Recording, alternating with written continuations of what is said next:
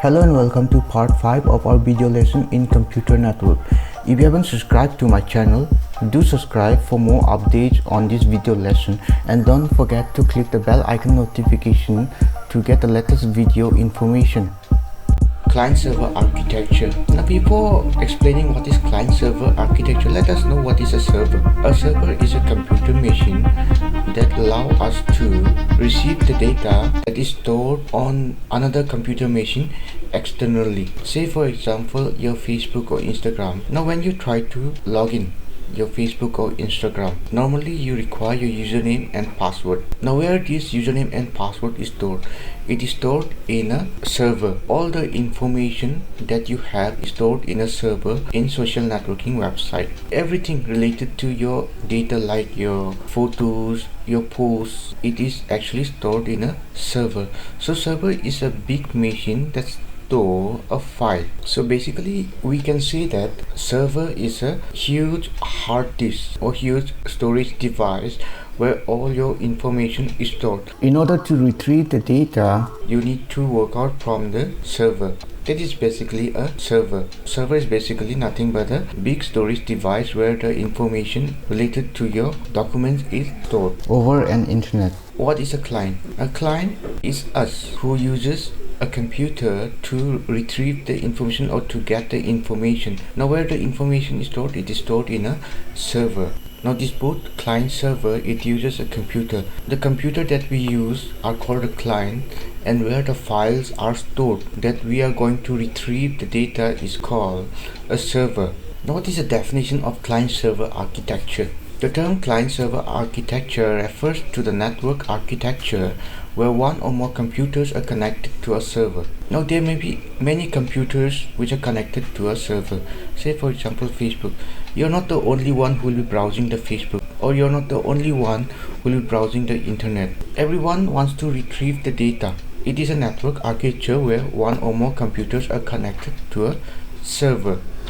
Like I said, server is a place where all the informations related are stored in a big computer. Now that one computer or more sends a service request to another computer. What does it mean?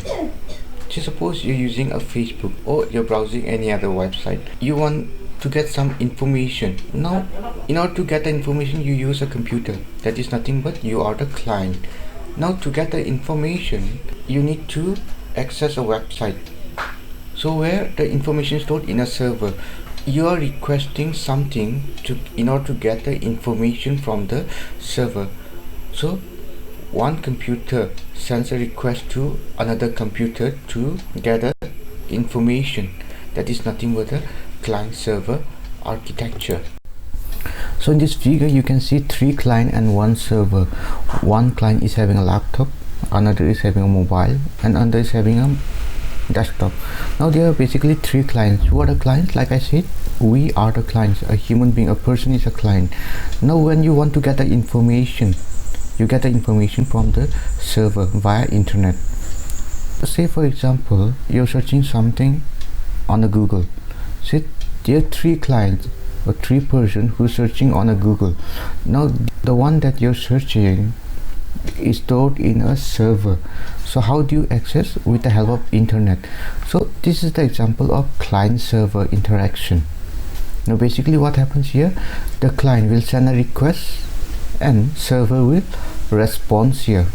Client always send a request and a server always responds. Remember that. Okay, now let's take a general view of our client-server architecture. Now say suppose you are going to a bakery shop to buy a cake. Now what do? You are a client, so you ask for a cake in a bakery. So what you're basically doing, you're requesting. That is nothing but a client requesting for a cake. Now this cake is nothing but a information which is there in a server, or which is stored in a server. So when a person asks for a cake from a bakery shop, the bakery shop owner will respond whether the cake is there or not. If it is there, then you'll get a cake from the bakery shop. So what actually it is happening here, client is requesting for a cake and the server is giving response to you by giving you the cake. So overall we can say that client requests and a server response. So this is the best example we can say about client-server architecture. Now in this figure you can see a client-server architecture model, how the model looks like. Now basically there is a client and there's a server. Now with the help of network, client requests the information. Say for example you're accessing something on a website, that is nothing but a request. You're requesting something from a server, say example Google server. In reply, server will give you the response by giving you some information regarding to what you're searching for. That is nothing but a client-server architecture model. So basically this client-server architecture, it works with the help of a network. Now let us take our day-to-day life example of client-server architecture.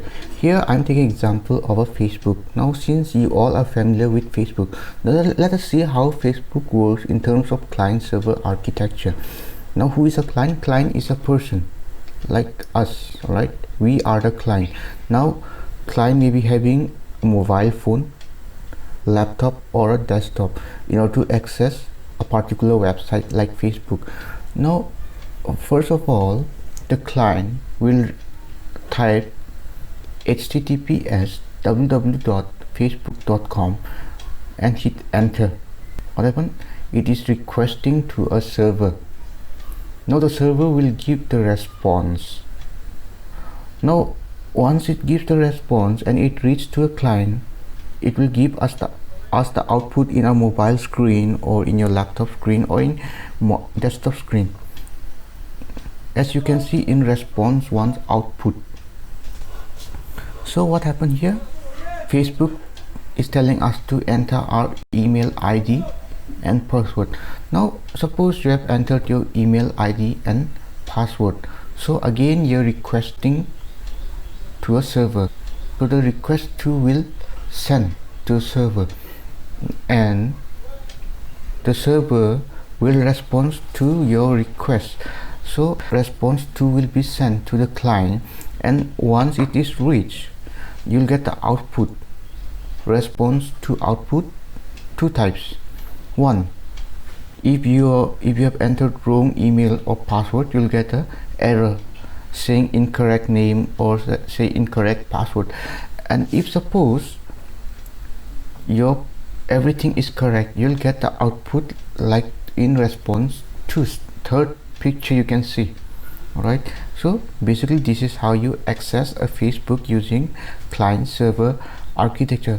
Now your password and your email ID, it is stored in a server. So whenever you're typing your email ID and password, the server will search for your email ID and password. If it is not there, that means it is incorrect, and if it is there, then you will access to your Facebook where every photos of your is stored, where every photo that you have uploaded is stored, or every post that you have posted is stored. So this is nothing but a client-server architecture here. Advantages of client-server architecture. The setup of this architecture is a central management. In earlier videos, you have studied about central management. Say example Facebook. Facebook can be accessed by everyone, so it is nothing but a central architecture. Say YouTube, everyone can watch a video and share a video. It is nothing but a central management. So client-server architecture, the setup of client-server architecture is a central management. Only one server is used to host the resource that all the clients request and use. What does it mean? Say for example Facebook, there will be many clients and only there is one server for Facebook where all your information regarding your post is being stored.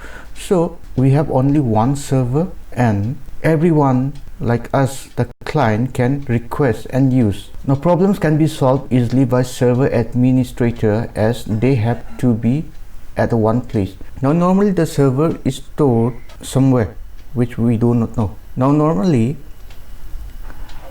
server is stored in a particular room. Since we have only one server at one place, so problem can be solved easily.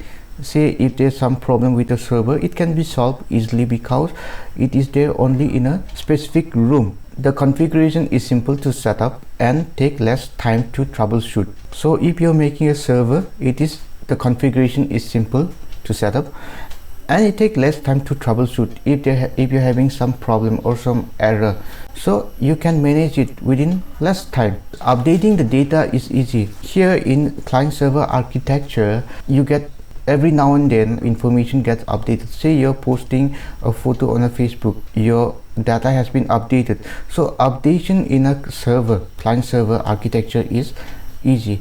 So this is the advantages of client-server architecture. So with this we have completed our client-server architecture. Thank you.